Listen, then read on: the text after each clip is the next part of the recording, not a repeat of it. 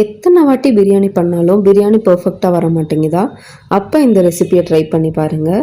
2 cup basmati ரைஸை 1/2 an hour ஊற வச்சுக்கோங்க. ஒரு அடிகனமான பாத்திரத்தில் கீ 2 ஸ்பூன்ஸ் ஆட் பண்ணிக்கோங்க. 3 ஸ்பூன்ஸ் ஆயில் ஆட் பண்ணிக்கோங்க.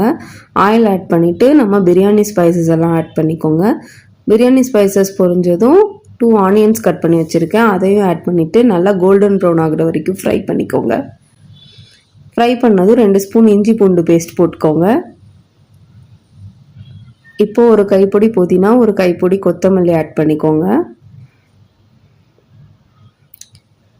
இப்போ 2 தக்காளி கட் பண்ணி ஆட் பண்ணிக்கோங்க. கொஞ்சம் சால்ட் ஆட் பண்ணிக்கோங்க. 1/2 kg சிக்கன் ஆட் பண்ணிக்கோங்க. இதை நல்லா வதக்கிட்டு 1 spoon chilli powder, 1 spoon coriander powder, 1 spoon biryani masala add பண்ணிக்கோங்க. இதை ஆட் பண்ணிவிட்டு 100 கிராம்ஸ் கர்ட் ஆட் பண்ணிக்கோங்க. இதை எல்லாத்தையும் நல்லா வதக்கி விடுங்க. 4 பச்சை மிளகா ஆட் பண்ணிக்கோங்க. இப்போ நல்லா எண்ணெய் பிரிஞ்சு வந்ததும் 2 கப் அரிசிக்கு 3 டம்ளர் தண்ணி ஆட் பண்ணி மூடி வச்சுருங்க.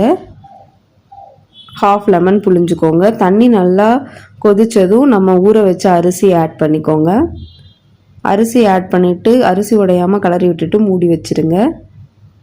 இப்படி தண்ணி நல்லா சுண்டி லைட்டாக தண்ணி இருக்கும், அந்த டைமில் நம்ம தம் போட்டுடலாம். ஒரு தோசை தவா வச்சுட்டு அது மேலே நம்ம பிரியாணி பாட்டை வச்சுருங்க. நெய் போட்டு கொரியாண்டர் லீவ்ஸ் போட்டு மூடி வச்சுருங்க. 15 மினிட்ஸ் லோ ஃப்ளேமில் வச்சுருங்க. அதுக்கப்புறம் ஓப்பன் பண்ணி பார்க்கலாம். பாருங்கள், சூப்பரான பிரியாணி ரெடி ஆயிடுச்சு. பாஸ்மதி ரைஸ் எவ்வளோ உதிரி உதிரியாக இருக்குன்னு பாருங்கள். இந்த ரெசிபியை நீங்களும் ட்ரை பண்ணி பாருங்கள். தேங்க்யூ ஃபார் வாட்சிங்.